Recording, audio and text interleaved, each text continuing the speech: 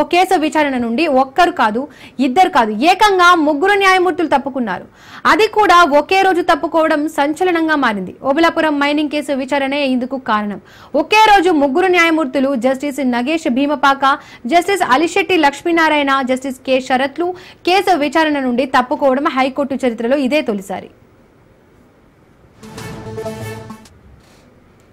Obulapuram mining కేసులో దోషులు CBI court విధించిన శిక్షను సస్పెండ్ చేయాలని కోరుతూ తెలంగాణ హైకోర్టులో పిటిషన్ దాఖలు చేశారు.